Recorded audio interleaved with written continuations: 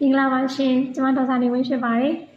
ဒီနေ့ antibiotics နဲ့ probiotics လေးတွေကိုထိထိရောက်ဖြစ်အောင်ဘယ်လိုတွဲဖက်ပြီးတော့တောက်သုံးမယ်ဆိုတဲ့အကြောင်းလေးပြောချင်တာပါတခါတည်းကျွန်မတို့ခန္ဓာကိုယ်မှာယောဂပိုးမွှားတွေဝင်ရောက်လာလို့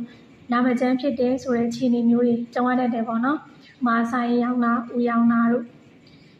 နောက်စီလန်းကြောင့်ပိုးဝင်တာတို့အဆုပ်ရောင်တာတို့စသဖြင့်ပေါ့နော်ဒီလိုအခြေအနေမျိုးတွေဖြစ်လို့ရှိရင်ဆရာဝန်ထောက်ပြတယ်ဆရာဝန်ကဒီခံစားနေရတဲ့ယောဂဝေဒနာတက်တာပျောက်ကင်းသွားစေဖို့အတွက်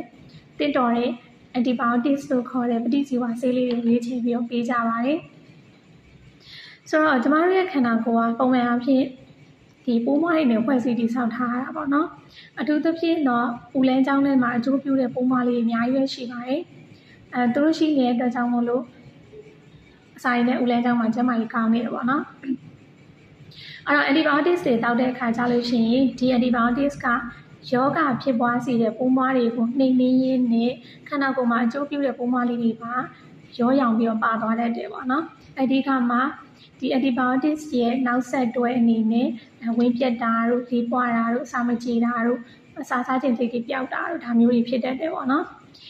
ဒီကကြတော့ antibiotics ကြောင့်ဖြစ်တဲ့အထူးသဖြင့်တော့ဝင်းပြတ်တယ်ပေါ့နော်ဒီဘေးထွက်ဆိုးကျိုးလေးကိုပြန်လည်ဖြည့်ရှင်းဖို့အတွက် probiotics လေးနဲ့တွဲပြီးတော့ပေးကြတယ်ပေါ့ probiotics ဆိုတာကဒီခန္ဓာကိုယ်အတွက်အကျိုးပြုတဲ့ပိုးမွှားလေးတွေကိုပြန်လည်ဖြည့်တင်းပေးတာဖြစ်ပါတယ်ဆိုတော့အတူတူတွဲပြီးတော့တောင်းလို့ရှိရင် antibiotics ကြောင့်ဖြစ်လာနိုင်တဲ့နောက်ဆက်တွဲဆိုးကျိုးကို probiotics ကပြန်ပြီးတော့ဖြည့်ရှင်းပေးနိုင်တယ်ပေါ့နော်ဒီကမှာပို့ပြီးတော့ထိထိရောက်ဖြစ်အောင်ကျမတို့တောက်မယ်ဆိုရင်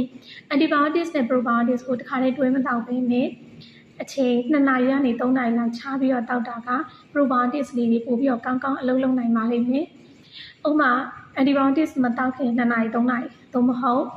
antibiotics တောက်ပြီးတော့2နာရီ3နာရီလောက်နေမှာ probiotics တောက်သုံးမယ်ဆိုရင် probiotics တွေကသူတို့ရဲ့တာဝန်ကိုကောင်းကောင်းလုပ်ဆောင်နိုင်သွားမှာဖြစ်ပါတယ်။ဒါဆိုရင် antibiotics တောက်တဲ့အတွက်ကြောင့်ခံစားနေရတဲ့ယောဂဝေဒနာလည်းတက်တာပြောက်ကင်းမယ်။အဲ့ဒီ antibiotics ကြောင့်ဖြစ်လာတဲ့နောက်ဆက်တွဲဆိုးကျိုးကိုလည်း probiotics ကဖြည့်ရှင်းပြီးသားဖြစ်သွားပါလိမ့်မယ်။ဟုတ်ကဲ့အချိန်ပေးပြီးနားထောင်ပေးတဲ့အတွက်ကြောင့်ကျေးဇူးတင်ပါတယ်။